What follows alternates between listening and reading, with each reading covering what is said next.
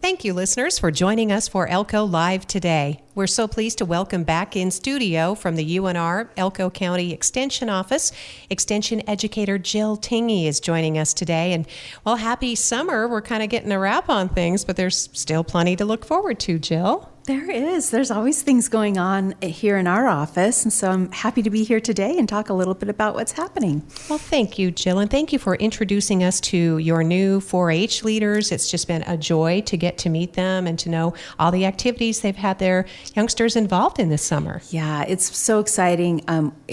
As far as I can remember, in this county, we haven't done a lot of day camps, and so we've actually put on 3 day camps, and then our county ambassadors, which are our 4-H, our older 4-H members, put on a Clover Bud Day camp as well for our kids who are 5 to 8 years old. So it's been wonderful to see young people come out. We had tennis at the beginning of the summer, and then we did a 4-H Health Rocks program, both in Elko and in Carlin, and 3 or 4 days at each site, and wonderful to be able to connect with kids. Yep, they had a wonderful end of the season luau, I understand. Yeah, I think so. Yeah. Yeah, they kind of had a water day. Exactly, having a great time in the sun. Yeah. So we do have 4-H on the agenda today, Jill, because we're coming up on the Elko County Fair. Entries are open now for those who want to enter the fair. Right, and so one thing that we do with 4-H is we have a showmanship clinic for anyone in 4-H can come to the fairgrounds on Saturday, and they bring their animals, and we have different experts in our community who are able to give them really good tips on what they need to do to fit and groom their animals, as well as what they should be doing in the show ring with their livestock, as well as their rabbits and poultry. And so we start that at 8 o'clock, and it's a really neat experience for the kids. They get time to learn about, the fitting and the grooming and the showmanship, and then also get a little chance of what it's like to actually be judged in the showmanship ring. And so we have awards for them as well, but just a good opportunity really to hear from people who know what it's like, who've been in their shoes before, and can give them good suggestions on what they should be doing. That's nice, and that's wonderful mentoring to have from someone who's been there, done that. So. Yeah. Makes a lasting impression. And then one of our favorite events is coming up on Tuesday night. I know. One of our favorite events for sure is our 4-H fashion review and our talent contest. And so we have a couple of talent entries. I think we have someone dancing. I'm not sure if it's clogging or what they're doing as far as dance. And then we have a duet, a piano duet coming in. And then we have our youth who are participating in our 4-H textiles, clothing, and expressive arts, and so that's what we call fashion review. So some of them have sewn their own garments and then they model those. Others have maybe recycled a garment, so taken maybe a pair of jeans and made something else out of it, or they've taken something and made a non-wearable out of it. So just kind of a variety of things that kids do. Being very creative, learning about stress management when they're doing things like that, and also how to take care of themselves, looking at that self-care as well. Nice, that creative expression on display, 6 p.m. in the GBC Theater. That's Tuesday night.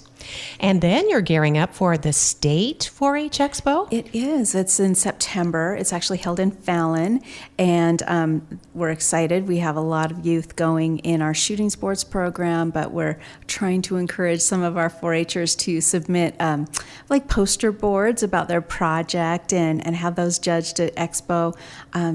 We have youth who will probably go in fashion review as well, and then they can enter, foods, they can enter clothing, whatever kinds of projects they're working on. There's other ways to enter into our 4-H Expo. And then we have some youth who actually take their livestock there as well. Nice. Yeah. And as always, our 4-H program is only as strong as the volunteers who step up to help. It is so true. And we're, getting a lot of calls. This is the time of year when people are starting to think about school going back into session and how do I get my kids involved in something that they are interested in. And we want to encourage that they are welcome welcome to call the office. But with that, we are kind of in a desperate place for new 4-H leaders to lead clubs in Spring Creek and here in Elko as well.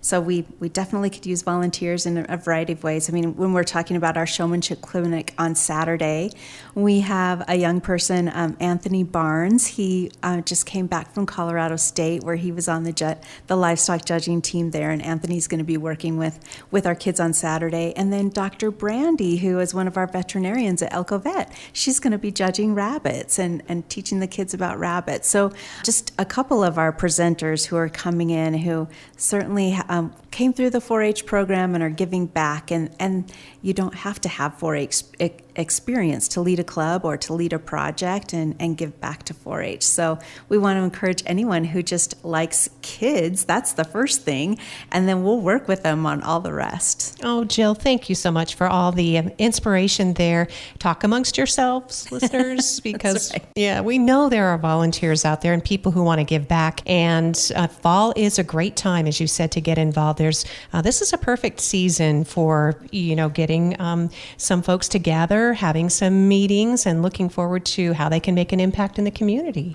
Right. Yeah, and we can provide training and try to be very supportive. I would say that Brittany is doing a great job in that way and supporting our volunteers and growing our program in ways that we hadn't seen before. Oh, thanks, Jill. If you haven't met Brittany yet, you will love her. She's just fantastic, and she has this great way of bringing people together. She does. Yes. Absolutely. Jill Tingey is our local extension educator with the UNR Extension Elko County office right here in Elko at 7th and Walnut Street. So the next topic, the last time I think we met, we were encouraging people to sign up for and launching the latest series in the Heart and Hope Family Violence Intervention Program. That's right. We're back again. We're headed into a new session starting in October, and so September is really the time for people to, if they're interested in learning more about our program or participating in our program or even volunteering with the program, that this is a great time to look at our website.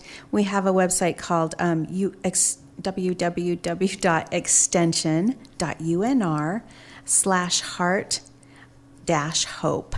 And on there, if someone's interested in registering, they can register straight from our website. We're really proud of our reworked website for this program.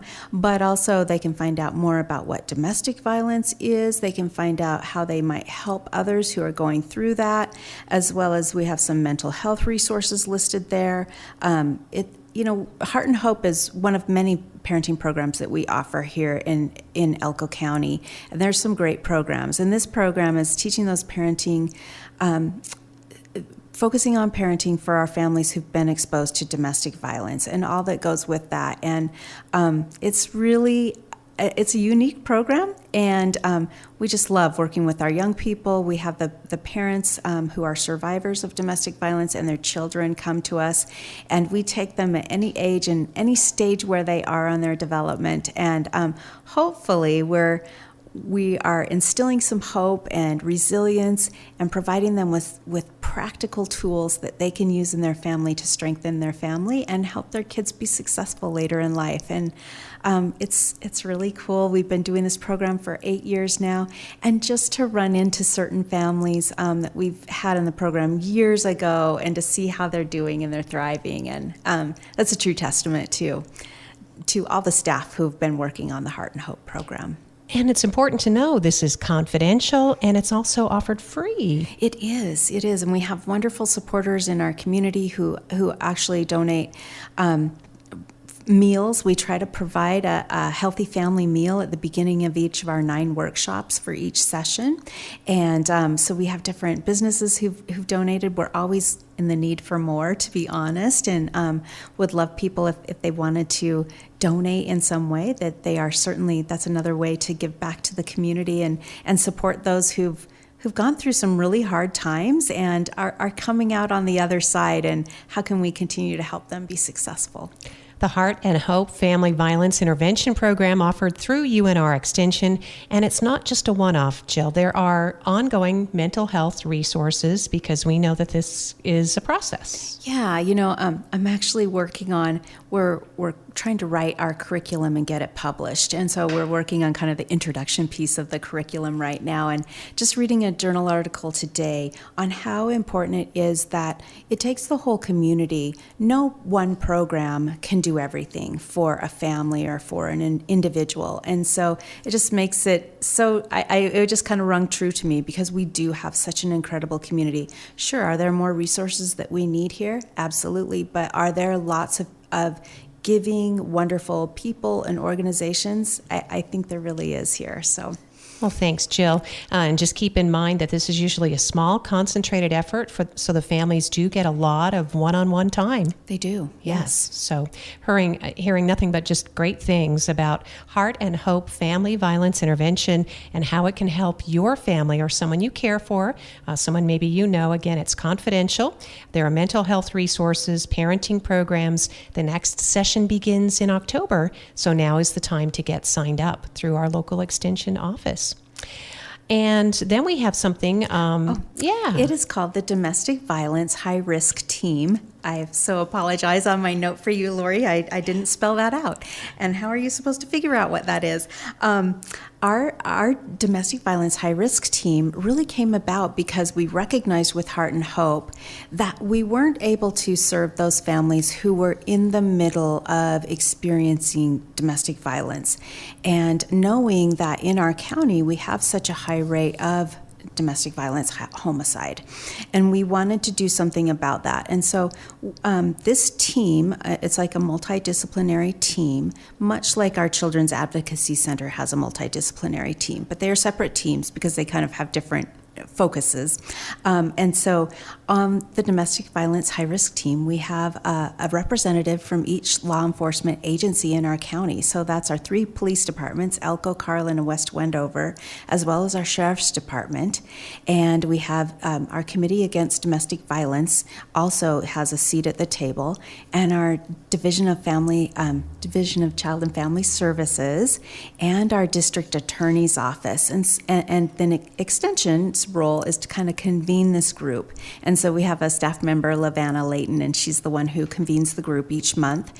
And they review high-risk cases. So when our law enforcement officers go out on a domestic violence call, they actually conduct an 11-item questionnaire with the survivor and ask that person, a series of questions. And depending on how they answer, then they tally up the 11 questions. And if they score high, they're considered high risk at being killed by their partner. And so we want to come in as quickly as we can and provide support so that maybe that person can have other choices to make that may not involve going back. It's not to say that some people, for lots of different reasons, might choose to go back, but at least we can help follow them through the process. So are they going to press charges? And then if so, or if not, if they're the person who was abusive to them was arrested, where are they? Are they still in jail? Have they been let out? Okay, now how do we keep an eye on what's going on in this home if that person has gone back, for example? So just providing those supports. Do we need to connect them with childcare resources so they can find work? What about housing? That's always a big issue on where would they go if they were to leave. So this group of people talking about all the issues that might be affecting this, also looking at how dire is this control and coercion and power that one person is exercising over another. How can we support that and provide them with a few more resources that maybe they just don't have right now? And so that's kind of what we do. So following and monitoring the cases, especially the court dates, and being able to support that person if they are going to go to court, and because that's really stressful on survivors. And the idea is to see these cases through prosecution is really the ultimate goal. The ultimate goal is really to save lives, to hopefully not have that person lose their life to someone that they love. So that's what our high-risk team does. It's really amazing to watch this team come together and work together. And every time there's new cases that we're reviewing, and it's really impactful. So. Yes, Jill, we have so many amazing professionals, and to see them working in this cohort fashion, they're looking for patterns and problems. It's helping the community overall. It's what she's referring to is what the police administers a lethality assessment. And, even the victims, when they fill out the lethality assessment, for them, what they're undergoing often is normal, Jill. They don't realize that they're in danger. Yeah, I just had somebody in my office asking some questions, and she's like, I guess I didn't know that I was really, that's what this is. I just thought it's just the way it was. Yep. Control, manipulation, there is a pattern, and often in these families, it involves children. So that's It does.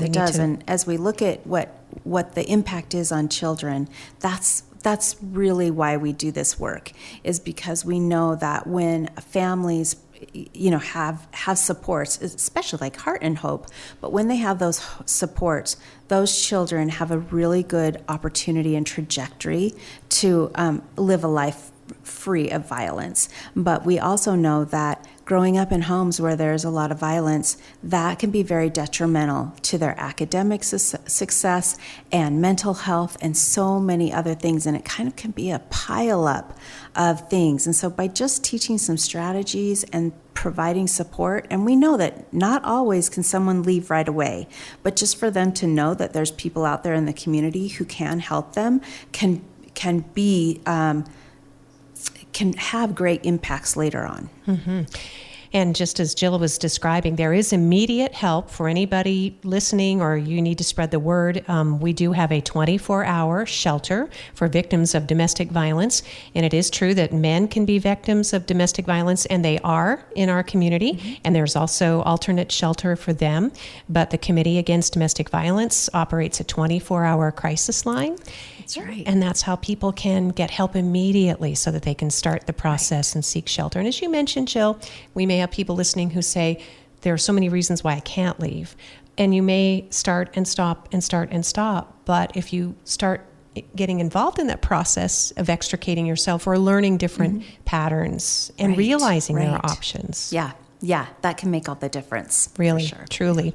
And then again, there are several layers of people and ways to engage, and then you'll discover that you really do deserve, you and your family deserve to have a better life. That's right. Yes. Thank you, Jill, for helping us, reminding us of that through our domestic violence high-risk team and the efforts of the Heart and Hope Family Violence Intervention Program.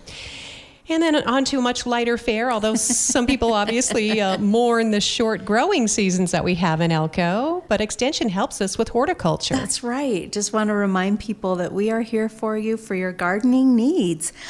We just started to fill our home horticulture certification class, and that's for anyone who wants a little more advanced knowledge on gardening.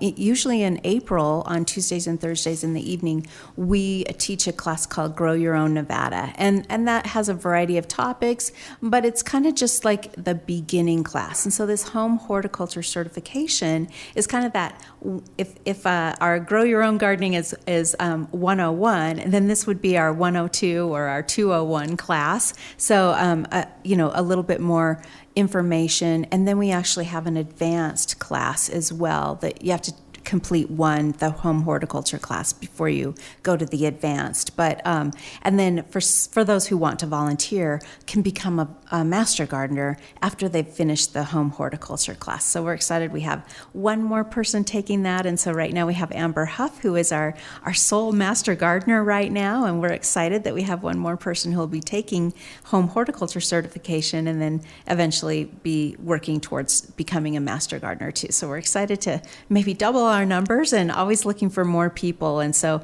I guess it's a little late, but we'll just tell people that if you ever are thinking you want to volunteer and you love gardening, or you'd like to learn more about gardening and working with the public, that we're here and we'd love to work with you. And as far as gardening and we all find those plant problems, or is this a weed, or what is it? I've never seen it in my yard, or what's this insect, or why are my leaves curling on my tree, or why does my tomato plant have spots, or so many things. And Paula Moore. She is actually our administrative assistant in the office, but she's been taking a lot of these gardening classes.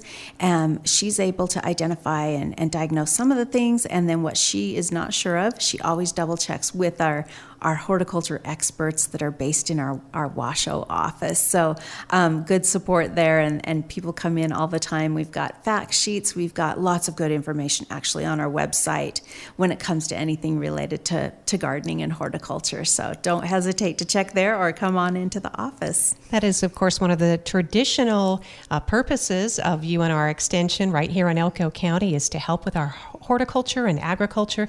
And I'm so glad you mentioned Paula and other people in your office, Jill, because September 12th, there's an opportunity to come and meet everybody. That's right. We're really excited about that, to have everyone come and meet us at the Business Before Hours, which is the Chamber of Commerce's event. And they've asked us if we'd be willing to host everyone. And so we're excited to have everyone come over to our office at 701 Walnut Street on September 12th at 8 o'clock in the morning. And, grab some coffee and some goodies to eat, and then we'll talk a little bit about what we do in all of our 6 program areas in Extension, and you can meet each of us and kind of know a little bit more about the program. So we're really looking forward to hosting this. September 12th, Business Before Hours. We'll talk a lot more about that because we're so happy to help support the Chamber and the connectivity that it brings, the wonderful partnerships. Great Basin College, you were there for that one, Jill, and it was just packed, and the lunchbox did great burritos. I mean, that's going to be hard to top, but okay. That's right. Maybe you'll have some homegrown tomatoes you can slice up for us. I don't know. I don't know. Just throwing that out there. But so... And I want also, we're going to get on to our last topic of our discussion today with our UNR Extension educator, Jill Tingey. But I want people to realize what the Extension Service provides in this valuable research, because almost everything we talk about on these programs with you, Jill, has a research component. You're not just coming up with things. Right. So, in Extension, we're unique in that we really drill down on what are those community needs? What have we observed? And, what have we asked residents are important needs to them? And so that's how things are based. And then from those needs, then we develop programs. And so when we look at 4-H, we know that making sure that those who work with young people as well as the young people themselves are on a thriving trajectory. And that's very research-based, for example. And then that would be the same for Heart and Hope. The need was identified, and then we are looking at what does the research say. And for so long, there have not been a lot of programs for survivors of domestic violence and their children, and yet we know the impacts of not addressing it is very detrimental. And the same with the domestic violence high-risk team, based on what are the best ways. And so we modeled this whole team after some successful programs in other parts of our country. And so horticulture is very science-based, very research-based, of course. We don't write anything, or we don't just come up and make up new names for insects or plant problems. That, we've got a great network across the country of resources that we also rely on. So we don't just operate in a small box. We're really looking all over for the answers for people. And then that would be the same for our economic and community development. And we have a program called our Nevada Economic Assessment Project. And they are always working on trying to come up with more research and data that can help county commissioners and elected officials in making decisions regarding the county. And so one of the things they're actively doing right now, I'm not sure if the survey is still open, but they were really trying to get people across the state to reply to the Nevada State Parks survey. They want to get a good idea of, what are people wanting from parks? Are there new parks that they feel are needed? And what should parks be offering? Is it just the green space, or should it be more programs and that kind of thing? So they've been doing a survey, and eventually we'll have that, I would guess in probably the next 4 months or so, we'll have the results from the survey, and that'll be published. And then the same team of wonderful practitioners and researchers have done some things on rural housing and looking at what are the needs in rural housing. And of course, anyone writing a grant will probably want that information. And like one that's on the website right now that was done at least a year ago, is on mountain biking and the impacts of mountain biking across our state. So if you're just interested in ways that maybe we can be looking at things differently, or if you're starting a new business and you need some of that data to write your business plan, our Nevada Economic Assessment Project probably has some good things for you. It's known as NEAP, the Nevada Economic Assessment Program. Okay, Yes, neat. yes. That's very cool. And it can inform our entities like the Small Business Development Center, Right. based right here on campus, Governor's Office of Economic Development. So that way, when you go to apply for loans or, you're researching your own prospects, you'll have the actual data and the facts. And you conduct surveys, even of the community from time to time, Jill, to extrapolate what the community believes are the most serious issues. And that's where you said the domestic violence issue came from. Right. Right. Yes, it did. Yes. Yeah. And this can lead to actual results, such as the DV programs we've been talking about. But one of my favorite projects that I remember so well is just in Wells, you identified they needed sidewalks, right? Yes, and some other yes. needs in Wells. Yeah, we were looking at healthy eating and physical activity. And we were, at the time, something that was really novel was using GPS cameras and having people take pictures and map their route of if they were exercising or just getting from point A to point B around town. And the picture of the fire hydrant in the middle of the crumbling sidewalk, and how someone with a stroller had to go into the street to get around the fire hydrant. Right. So yeah, just amazing. Just the other day, I'm working on a statewide study looking at what are the impacts of 4-H on graduating seniors. And so I did an interview, a one-on-one interview with a graduating senior, and to hear the value, and this young person hadn't been in 4-H their whole life, just the last 3 years, and to just see the things that young person had gained from being in 4-H and where they hope to be in their life. That's the best part of the job, I have to say, when we get to work on projects like this. But that's research, and it's a different way of doing it. Of course, we're not, we don't have petri dishes in a lot of our projects. Now in horticulture and ag, they are still doing that type of science. But most of what we do in extension is probably more social science, but still finding out really valuable things that can impact people all around our state. Jill, you're always so inspiring, and thank you so much for everything that you bring to this program. As you were talking about impacts of mountain biking, there are 2 or 3 different trails that are being considered locally right now, That's and I'm right. sure this information Yes. played right into that. Yes, yeah, we had Leslie Creel came in and wanted some information, and we were able to get some of that for her. So. And she really got traction as a result. So, Right, yeah, because mountain biking is not just, it's not a typical sport. It doesn't need a lot of resources when it's an individual sport. It can be, but it can attract a lot of people to come right. adventure. Yeah, So- and really impact our community economically as well. Yeah, definitely. And sort of low impact when you look at it. Well, Jill, thank you again. I know we got to the bottom of the list, but are there any other topics or we just want to remind people, obviously, that Extension is here for us to use and that 4-H is open for registration and volunteers, right? Right. Yeah. It's so fun. I'm working on a couple of national projects that relate to 4-H. Even though I don't do the day-to-day things with 4-H, Brittany Marich is our fantastic 4-H coordinator in that way. But working on more of a national level, and just to see what young people are gaining. And one of the big things that 4-H is kind of changing on a national level is their new marketing campaign is called Beyond Ready. And so what are we doing on a local level all the way through helping young people identify what are their sparks, what are the things that they have interest in, and how can they focus on that?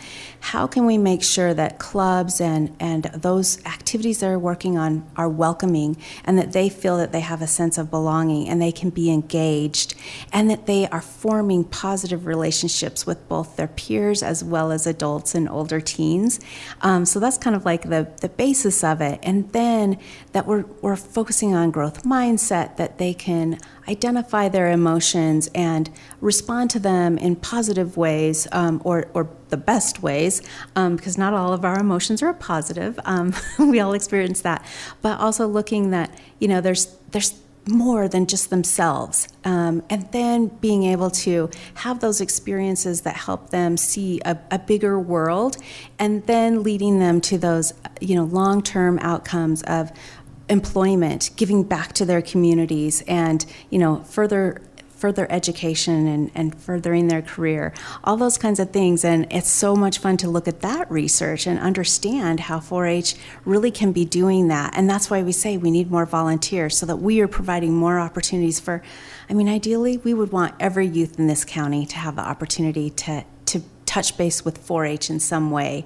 And a lot of times people think, I don't want to do a 12-month project. I want to travel or do other things for myself. And we're really trying to focus on, if you have some interest that you like to do and you would want to teach, a workshop that might be 3 different times for a couple of hours, that's a project, and we could do that. So those are the things that, we really see that people in the community really can help young people and give back to them and instill in them wonderful qualities that kids can emulate from those adults who work with them. Jill Tingey, our guest today, Extension Educator from our local UNR Extension office right here in Elko at 701 Walnut Street, talking about this 4-H Beyond Ready campaign. No wonder it's so successful in developing leadership and inspiring and spark, just like you said, and that we can be a part of that with roots in rural America, something else to be super proud of. That's right. Yeah, absolutely. So let's embrace our Elko County 4-H just in time for the fair. I always look forward to seeing what projects the fair has, and especially those contributed by local 4-H, from photography to baking bread to sewing projects to the livestock. There's just so many categories, and it's wonderful to see those accomplishments. And that can continue year round with your help. So the best number to call if you want to volunteer is that one? Is 775-738-7291. And you can also email Tingey, just Tingey. Tingey J, there you go. My last name, first initial, sorry. You're fine. No, that's at great. UNR.edu. All right, TINGEYJ at UNR.edu. Find out more at extension.edu, and super easy to find them online. You can just Google and you'll get there. Thank you, listeners, for joining us for another exciting program here on Elko Live, and we appreciate your listening. Thank you, Jill. Thank you.